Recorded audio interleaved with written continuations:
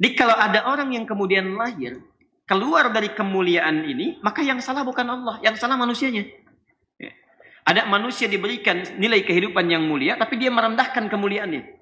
Jadi kalau ada orang-orang yang datang ke sana, dalam sehari saja sudah ratusan ribu barangkali, yang bertobat, yang berdoa, yang memohon, yang anak kecil sudah disiapkan, Anda ada di mana? Saya ingin sampaikan satu hal yang sangat tegas, agar kita tidak banyak bermain dalam kehidupan. Siapkan diri kita untuk berbekal dengan baik, karena sekarang tiket menuju surga itu menjadi semakin mahal. Persaingannya sangat ketat. Ini subuh pertama yang saya jalani setelah pulang dari 2 tanah suci. Anda bayangkan, sekarang untuk sholat di Masjidil Haram saja, 1 jam kurang lebih Anda terlambat dari waktu sholat, itu sudah tidak bisa masuk ke area masjid di dalam. Sudah tidak bisa masuk, tutup, saking padatnya orang. Ya. Dan yang datang, yang menarik, bukan hanya orang dewasa, baik lelaki ataupun perempuan, tidak hanya yang sepuh ataupun yang masih muda, anak bayi pun sudah dibawa. Anda bayangkan, anak bayi. Ya, bahkan tidak sedikit seorang ibu yang gendong bayinya, diperkenalkan ke Ka'bahnya, kemudian Masya Allah dibawa bahkan ke depan multazam. Situasi pertama. Yang kedua, ada orang-orang yang Masya Allah, saking dimuliakannya oleh Allah, punya ketulusan luar biasa, ya. Mereka menjual harta bendanya, ya, menjual tanahnya, menjual apa yang mereka miliki untuk sekadar datang dan menunaikan sholat di Masjidil Haram. Ya. Mereka inginkan dapatkan pahala 100.000 kali itu dibandingkan dengan masjid biasa. Ya.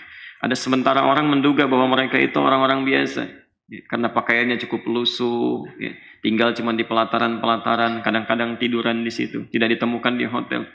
Saya katakan kepada jamaah di sana, justru ini yang Allah muliakan. Ya, ini yang Allah muliakan. Anda bayangkan, ada orang-orang yang menjual segala yang mereka miliki untuk hanya sekedar menunaikan sholat di Masjidil Haram. Ingin dapatkan 100.000 kali itu. Ya. Jadi kalau Anda sholat subuh di sini, tunaikan sholat, dapatnya 1.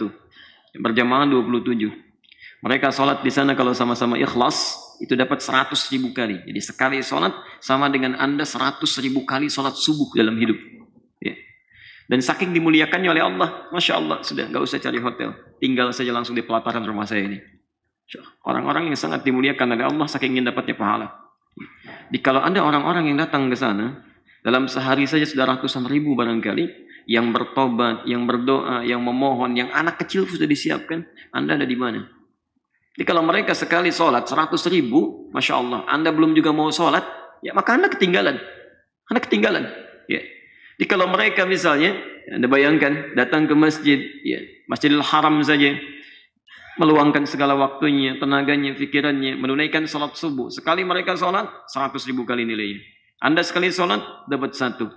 Mereka ke masjid, kali 27. Anda ke masjid, kali 27. Jadi kalau Anda mendapatkan 27 misalnya, dengan berjamaahnya, ya, dengan berjamaah, mereka dikali 100.000 lagi. Jadi kalau Anda tidak ke masjid, berapa yang Anda dapatkan? Ya, kalau Anda tidak berjamaah, berapa yang Anda dapatkan? Mereka bertobat di hadapan Allah, ya, bertobat di rumahnya, di depan Ka'bahnya. Anda tidak bertobat, ya, apa yang Anda lakukan? Ya.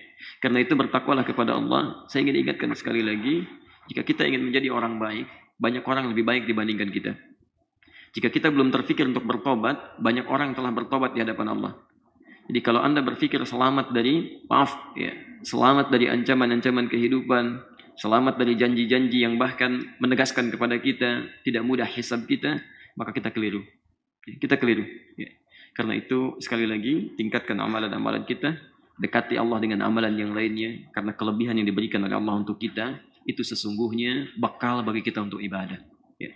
Di Anda yang punya ilmu, segera amalkan ilmunya supaya banyak pahalanya. Anda yang punya harta, titipkan kepada orang-orang yang mampu membawa harta Anda ke akhirat nanti. Ada fakir miskin, ada anak yatim, ada macam-macam. Titipkan pada mereka supaya harta Anda tidak hilang. Ya. Termasuk, maaf, ini pesan yang ingin penting saya sampaikan. Jaga amalan kita dengan banyak berbuat baik. Ya. Jadikan lisan kita lembut, dari ujung kepala sampai ujung kaki. Jangan banyak berbuat maksiat, dan jangan tebarkan kebencian dan sebagainya. Ya. Jauhi itu semua, jangan rusak amalan kita yang baik-baik dan melakukan hal-hal yang buruk dalam kehidupan. Kedua, Saat kami tiba di Madinah, hari Sabtu, Masya Allah, kami diberi kesempatan oleh Allah untuk sama-sama menyolatkan seorang imam besar, Syekh Muhammad Ayyub, ya, yang qadarullah saat kami tiba 9 Sya'ban, ya, beliau wafat di hari Jumat 8 Sya'bannya, kemudian kami ikut menyolatkan di hari Sabtunya dalam kesempatan salat zuhur. Yang penting Anda tahu, imam besar ini yang kemudian dimakamkan di Baqi dengan iringan lautan manusia, itu Masya Allah keturunan Burma, ya, jadi tidak murni Arab, ya, walaupun beliau lahir di Saudi tapi keturunan Burma, tidak murni Arab, ya. Jadi yang mau saya sampaikan begini, saking benarnya statement Allah dalam Al-Quran, ya, dan tidak pernah ada yang keliru, dan benarnya pernyataan Rasulullah SAW, Allah tidak pernah bedakan hamba satu dengan yang lainnya. Kalau Allah ingin angkat seseorang dari manapun dia, keturunan siapapun dia, jadi seketika.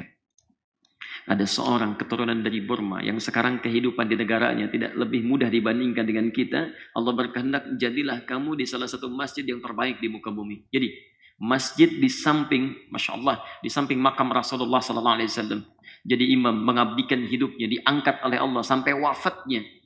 Dari catat betul ya, dari mulai maghrib sampai isya'nya, 5 waktu dari fajar sampai dengan malamnya, itu seluruh imam yang mengimami di Masjid An-Nabawi membacakan ayat-ayat khusus untuk mengantarkan beliau pulang saja. Semuanya tentang kematian. Kullu nafsin dha'iqatul maut, termasuk makmumnya. Yang terbayangkan, ada seorang bukan Arab, Masya Allah, diangkat oleh Allah dalam situasi negaranya tidak lebih mudah dibanding kita, mengimami di Masjid Nabi, diantarkan sampai ke pemakaman terakhirnya, dan dimuliakan oleh Allah Subhanahu wa Ta'ala. Demikian juga dengan guru-guru kita dulu, ya. Ada Syekh Muhammad Ahmad Khatib Al-Minangkabawi, Syekh Ahmad Yasin Al-Padangi, yang sempat jadi bahkan imam besar di Masjidil Haram, dan seterusnya, ya. Sekarang di mana? Di mana kita? Ya. Karena itu saya bermohon kepada Allah Subhanahu wa Ta'ala, kalau Anda belum sempat menjadi imamnya, maka setidaknya anaknya siapkan. Kalau Anda belum sempat menghafal Qurannya, maka cucunya siapkan. Mesti Anda di antara satu keluarga besar kita yang mendekatkan diri kepada Allah Subhanahu wa Ta'ala untuk memberikan warna dalam kehidupan kita. Quran surah ke-17 ayat 70. Quran surah 17 ayat 70. Perhatikan kalimat Qurannya. Walaqad karramna bani Adam. Dan sungguh kami telah muliakan seluruh keturunan Adam. Bahasanya Bani Adam terulang 7 kali dalam Al-Quran di 7 ayat. Bani Adam. Bani itu bentuk jamak. Bentuknya jamak.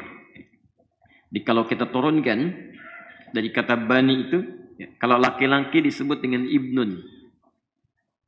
Ibnun. Tulis sebentar ya.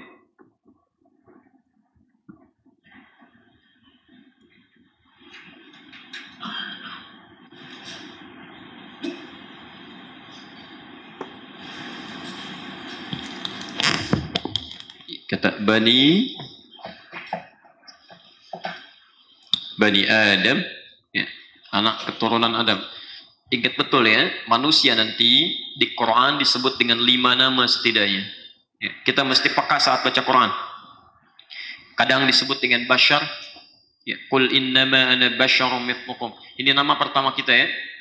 Hati-hati, terulang sebanyak 35 kali dalam Al-Quran. Kalau disebutkan bashar, itu artinya makhluk nafsu. Makhluk yang punya potensi nafsu. Jadi kalau Anda ingin mencoba untuk mengendalikan nafsu, bagaimana cara mengelolanya, itu keluarkan seluruh kalimat bashar dalam Al-Quran, tunggangi itu, maka kita bisa mengendalikan nafsu kita. Ya. Hati-hati ya, nanti dalam kajian yang lain bisa Anda bahas lebih dalam. Ya. Kedua disebut dengan ins, ya, sering dipasangkan dengan jin, terulang 18 kali dalam Al-Quran. Ya ma'syaral jinni wal ins, wa ma khalaqtul jinna wal ins. Ya. Kalau disebutkan ins dalam Al-Quran, itu tentang fitrah kelembutan manusia. Yang lahirnya lembut, nampak, tuturnya baik, perilakunya baik. Jadi kalau tiba-tiba ada yang kasar, kata-katanya kasar, perilakunya kasar, buruk, ada yang salah dalam kehidupan itu. Nah kalau kita ingin mengembalikan kelembutan itu, dan menjadikan diri kita baik dalam pandangan Allah, silahkan baca ayat-ayat yang terkait dengan ins. Nanti yang ketiga ada insan, al-insan, ya. Terulang 65 kali dalam Al-Quran, di 63 ayat, 43 surah. Itu berbicara tentang tugas kehidupan kita selama hidup di dunia ini. Dari mulai ibadahnya, dari mulai kehidupan fisikalnya, muamalahnya. Jadi kalau Anda ingin belajar tentang diri kita secara kompleks, keluarkan kata insan di Quran. Keempat, nas. An-nas terulang 241 kali dalam Al-Quran. 241 kali. Ya ayyuhan nas, qul a'udzu birabbin nas. Ya. Kalau Anda temukan kalimat nas dalam Al-Quran, itu petunjuk yang mengatur kehidupan sosial kita yang tidak bisa hidup sendiri. Ya. Jadi kalau Anda ingin pekerjaannya baik, misal, ya, Anda ingin kehidupan tetangganya baik, Anda ingin kehidupan sosialnya baik, maka keluarkan semua ayat terkait dengan An-Nas, itu petunjuk hidup kita. Dan yang kelima, Bani Adam terulang 7 kali dalam Al-Quran di 7 ayat. Bani, keturunan, bisa berasal dari kata ibnun, ini menunjuk pada laki-laki, itu ibnetun, itu perempuan. Perempuan.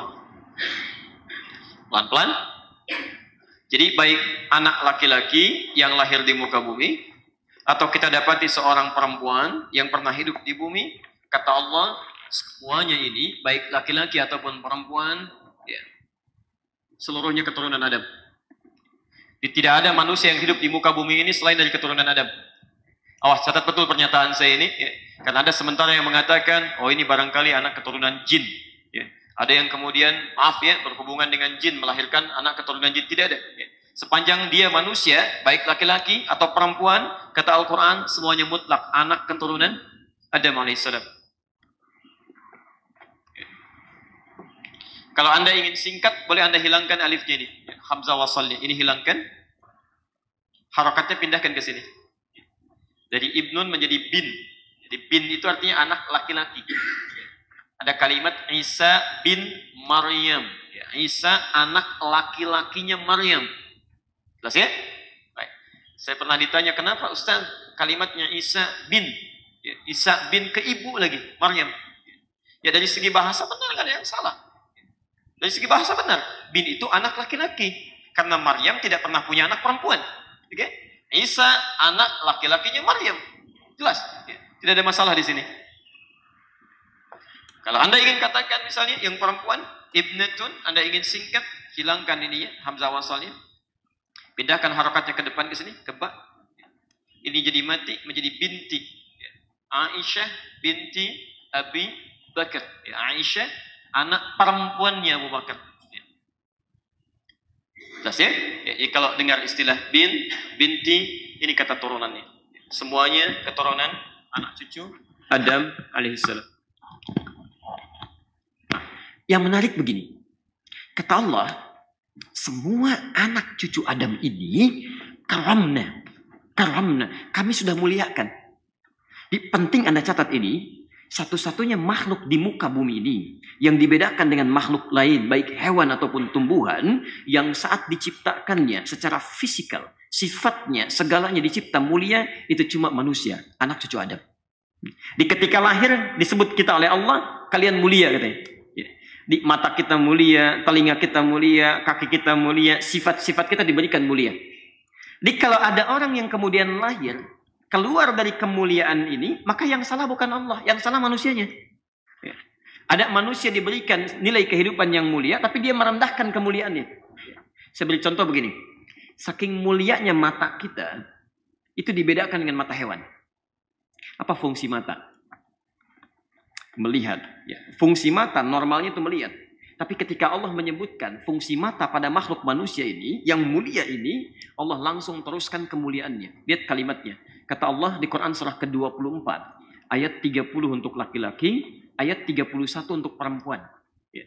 Tidak sekedar melihat. Khusus bagi makhluk yang mulia ini, kata Allah, Qul lil mu'minina yaghuddu min absarihim. Katakan Muhammad pada pria-pria yang merasa punya iman, pandangan mereka itu saking mulianya makhluk ini hanya boleh melihat yang baik-baik. Ketika melihat yang jelek, palingkan. Ya. Karena kita dicipta menjadi makhluk yang mulia, khusus, maka melihat pun yang mulia aja. Yang baik aja. Karena kita makhluk yang baik, kata Allah, jangan melihat yang buruk-buruk. Karena kamu diciptakan untuk baik. Jadi matanya lihat yang baik aja.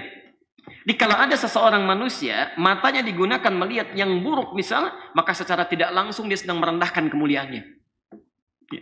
Awas, telinganya. Saking mulianya manusia ini, Allah melarang kita, Rasul melarang kita untuk mendengar yang buruk-buruk. Gibah nggak boleh. Karena kita makhluk mulia. Makhluk baik, jangan dengar yang jelek-jelek. Jadi kalau ada di antara kita misalnya, suka mendengar yang jelek-jelek, maaf, secara tidak langsung dia sedang merendahkan fitrah kehidupannya. Mulut. Ya. Saking mulianya kita, kata Nabi diatur. Man kana yu'minu billahi wal yawmil akhir falyakul khaira aw liyasmut.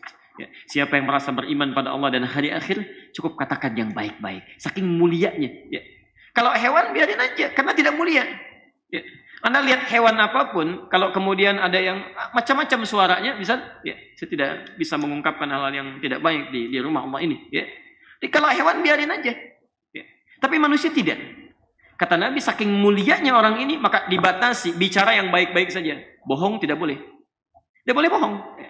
Ya, karena saat dia berbohong, dia sedang keluar dari kemuliaannya. Saat dia mencela, dia sedang keluar dari kemuliaannya. Ya.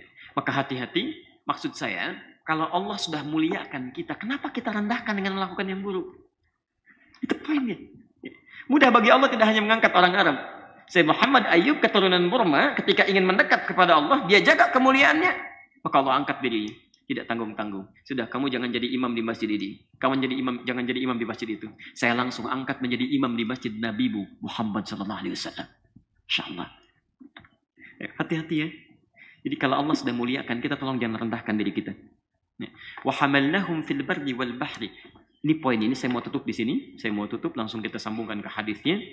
Kata Allah, wa razaqnahum minat thayyibat. Kami angkat mereka untuk banyak beraktivitas di daratan ataupun di lautan. Yang paling menarik, karena makhluk ini makhluk mulia, rizkinya pun yang kami siapkan yang baik-baik saja. Yang baik-baik saja. Wa razaqnahum minat thayyibat. Dan kami siapkan untuk mereka rizki yang terbaik. Jadi Anda saat hidup, saking mulianya kita, Allah sudah siapkan rizki yang paling baik saja untuk kita. Yang buruk jangan. Yang halal saja, yang haram jangan. Jadi kalau Allah sudah menyiapkan yang halal, kenapa Anda cari yang haram? Kalau Allah sudah menyiapkan yang baik, kenapa Anda cari yang buruk? Jadi Allah saja sudah menyediakan kita yang baik-baik, tapi manusianya pilih yang buruk. Allah menyediakan untuk kita yang halal, tapi manusianya pilih yang haram. Ada yang salah itu. Ada yang keliru. Jadi maksud saya, coba cek sampai dengan hari ini, di subuh ini, sampai kita diberi kesempatan hidup di hari ini, coba cek berapa banyak lisan kita digunakan untuk berbicara yang tidak baik. Mata kita digunakan memandang yang buruk, yang tidak Allah sukai. Termasuk rizki yang kita dapatkan itu yang sering menghambat doa kita jarang terkabulkan. Yang menghambat pikiran kita jarang terbuka. Menjadikan telinga kita tertutup. Susah mendengar nasihat kebaikan. Itu poinnya. Bertakwalah kepada Allah. Karena sudah banyak orang bertobat. Banyak orang mendekat ke Masjidil Haram. Ke Masjid An-Nabawi. Menjual segalanya untuk mendekat kepada Allah Subhanahu wa ta'ala. Tapi sisi lain, ada orang merasa baik dengan amalnya, masih sibuk dengan dunianya. Hartanya jarang dipakai untuk sedekah kebaikan. Ilmunya jarang digunakan dengan keikhlasan. Kedudukannya jarang digunakan untuk membuat kebijakan yang baik. Maka semua itu akan ditanya oleh Allah Subhanahu wa ta'ala.